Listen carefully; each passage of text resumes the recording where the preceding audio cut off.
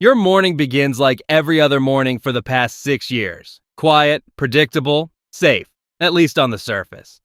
You wake up before sunrise because sleep stopped coming easily a long time ago. The small apartment you live in is clean but temporary. Everything about it feels temporary.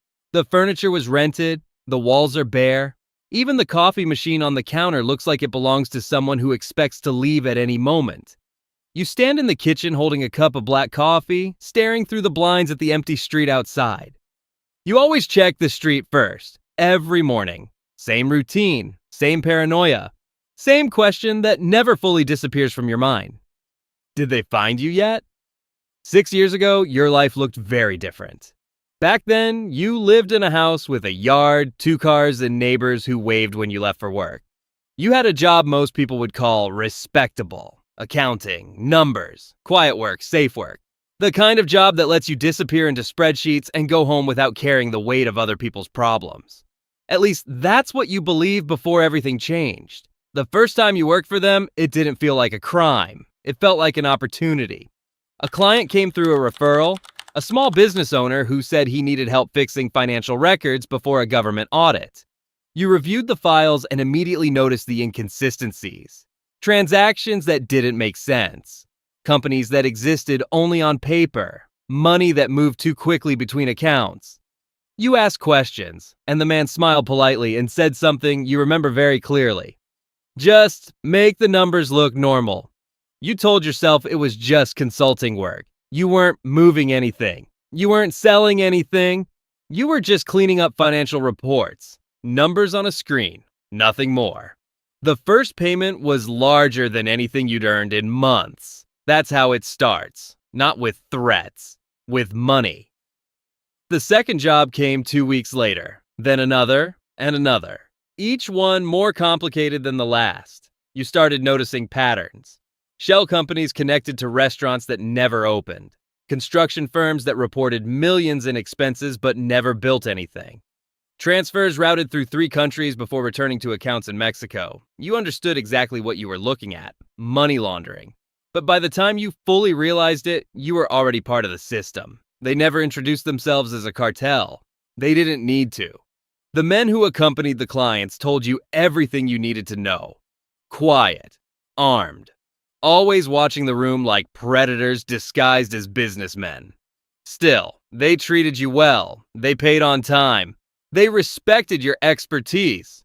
Soon your income doubled, then tripled. You bought a bigger house, paid off your parents' debts, took vacations you never thought you could afford. On the outside, your life looked like success. Inside, you were becoming something else, an essential part of their machine. Your job grew bigger every year. You weren't just cleaning up financial records anymore. You were designing entire financial systems, shell corporations, fake payroll structures, real estate investments that turned illegal cash into legitimate revenue. You moved money through banks in 5 countries without triggering alerts. You built layers of transactions so complex even experienced investigators would struggle to trace them. You became very good at it. Too good. One night, the boss invited you to a ranch outside the city. It was the first time you saw how large the operation really was. Armored trucks parked beside warehouses. Armed guards posted on every corner. A private airstrip in the distance. Inside the main building, the boss greeted you like an executive greeting a trusted employee. You keep everything running, he told you. He wasn't wrong. Without the accountants, the entire empire collapsed. Drugs could be sold, cash could be earned, but without someone to transform that cash into legitimate money, it was useless. You were no longer just an accountant. You were the man who made billions disappear. For a while, you convinced yourself you weren't responsible for the violence. You never carried weapons. You never met the people moving the product. You stayed behind desks and screens while others handled the dangerous work. But numbers don't lie. Every time you closed a financial report, you knew exactly what the profits represented. Violence, addiction, bodies. The moment everything changed happened on a Tuesday. You were reviewing a report when one number caught your attention. A transaction connected to a company you'd never seen before. At first you assumed it was just another shell corporation created by someone else in the network. Then you opened the attached file. Inside were payments labeled with names, judges, journalists, police officers. Each payment linked to an outcome. Some marked resolved, others marked pending. You stared at the screen for a long time before realizing what you were looking at. Not financial records, a list. A list of people who had been bribed and people who had been killed. Your stomach dropped. For the first time, you understood the full scale of what you were helping sustain. You closed the file immediately, but it was too late. Once you see something like that, you can't pretend you didn't. Eventually, the paranoia started. You began checking mirrors when driving home, watching strangers in restaurants, listening carefully when someone knocked at your door, because you realized something else. You knew too much. One night, you opened your laptop and began researching something you never thought you would consider. Witness protection. It sounded impossible. Cartels had influence everywhere. Police departments, governments, courts. But you also knew something investigators didn't have. Access. Years of financial records, hidden companies, transaction trails. Enough information to dismantle an empire. For 3 months, you copied files quietly, encrypted drives, hidden backups, records of transactions worth billions. Every day you told yourself you would stop, that the risk was insane. But the alternative was worse, living the rest of your life knowing what you had helped build. The day you finally contacted federal investigators, your hand shook so badly you could barely type the email. You expected them to ignore it. They didn't.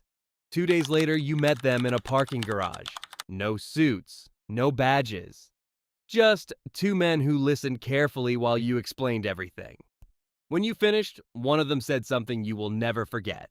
If what you're telling us is true, you're one of the most valuable witnesses we've ever seen. From that moment on, your life stopped belonging to you. The investigation lasted nearly a year. During that time, you continued working inside the organization while secretly feeding information to authorities. Every day felt like walking across a minefield. One mistake, one suspicious glance, one wrong email, and you were dead. When the arrests finally happened, they happened everywhere at once. Raids across multiple cities, dozens of arrests, millions in assets seized. The news called it one of the largest cartel investigations in history. They also mentioned a key insider who had helped authorities build the case. They never said your name. But the cartel didn't need the news to figure it out. Organizations like that always trace betrayal back to its source. That's when your real life ended. You disappeared the same night. New identity, new city, new country. The government calls it protection, but protection comes with a price. You left everything behind, your house, your career, your family name. Even your parents believe you moved overseas for work. They don't know the truth. No one does. Except the people still searching for you. Every morning you follow the same routine. Check the street, check the mirrors, check the locks. You've learned how to live quietly. No social media, no photographs, no habits that repeat too often. You don't stay in one apartment longer than a year. You don't tell anyone where you lived before. And you never talk about the past. Because the past is still looking for you. Sometimes you wonder if you made the right decision. If exposing them changed anything. Cartels don't disappear. They evolve. Leaders are replaced. Networks rebuild. Money keeps moving. The machine keeps running. But then you remember the list. The names. The people who would have died if the operation continued. And you remind yourself why you did it. You betrayed them. And betrayal is the one crime cartels never forgive. Which means the rest of your life will always look like this. Quiet mornings, closed blinds, coffee growing cold while you watch the street, waiting for a car that never arrives. Hoping today is not the day someone finally recognizes your face. Because in the world you left behind, betrayal only ends one way. And somewhere out there, someone is still looking for the man who destroyed their empire. That man is you.